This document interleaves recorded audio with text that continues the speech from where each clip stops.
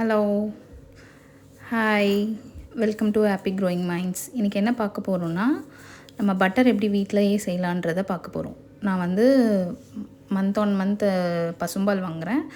அதுலேருந்து இந்த ஏடை மட்டும் நான் தனியாக எடுத்து வச்சுருந்தேன். அதை இன்றைக்கி காலையிலேயே நான் வந்து கொஞ்சமாக உரமோர் ஊற்றி அதை துவச்சி வச்சுருந்தேன். அது இப்போது நான் இதை செய்யும்போது ஈவினிங் ஒரு 7 o'clock இருக்கும். இப்போ வந்து ஃபஸ்ட்டு நம்ம மிக்ஸி ஜாரில் அந்த துவச்ச ஏடு உரமோர் எல்லாத்தையும் சேர்த்து போட்டு கொஞ்சமாக ஐஸ் வாட்டர் விட்டு நல்லா 2 or 3 times வந்து கிரைண்ட் பண்ணி எடுத்துக்கணும். எடுத்த உடனே நமக்கு அப்படியே பட்டரே வந்து அப்படியே தளன்னு வந்துடும். இப்போ வந்து கொஞ்சமாக நமக்கு தண்ணி பத்தலை, அது கொஞ்சம் சரியாக அரைப்படலைன்னா கொஞ்சமாக ஐஸ் வாட்டர் விட்டு நம்ம பட்டர்லேயே அந்த மிக்சிலேயே போட்டு 2 சுற்று விட்டு எடுத்தோம்னா நமக்கு பட்டர் வந்துடும். நான் இதை மாதிரி ஒரு 2 to 3 times போட்டிருந்தேன். என்கிட்ட வந்து ஒரு 1/2 kg பட்டர் இப்போது வந்திருக்கு. ஃபஸ்ட்டு டைம் போட்டது அந்த பாலை எடுத்து 3 தண்ணி நம்ம பக்கத்துலேயே வச்சுக்கணும்.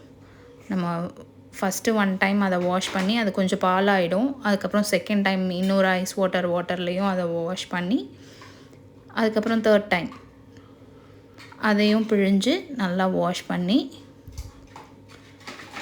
நல்லா தண்ணியே இல்லாமல் வடித்து அதை ஐஸ் வாட்டரில் போட்டோடனே அது அப்படியே வந்து ஃப்ரீஸ் ஆகிடும்.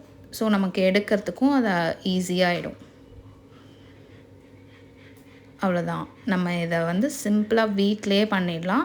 நம்ம சேர்த்து டெய்லி மறக்காமல் எடுத்து வைக்கிறது தான் நமக்கு வேலையாக இருக்கும். ஆனால் பண்ணும்போது நமக்கு ரொம்ப சந்தோஷமாக இருக்கும். நம்ம இவ்வளோ பட்டர் நம்மளே பண்ணியிருக்கோமே அப்படின்ற சந்தோஷம் நமக்கு இருக்கும். இதை வந்து நம்ம பசங்களுக்கு பன் பட்டர் ஜாம்லேயோ இல்லை பன்னீர் பட்டர் மசாலா எது நம்ம சப்பாத்தி பராத்தா பட்டர் போட்டு செஞ்சு கொடுத்தாலும் நம்ம செஞ்ச பட்டரில் செஞ்சு கொடுத்தா அது ஒரு வீடே ஃபுல்லாக அந்த பட்டர் நீங்கள் காசும்போது நெய் உருக்குனாலும் வீடே சும்மா கமகமன் மணமாக இருக்கும்.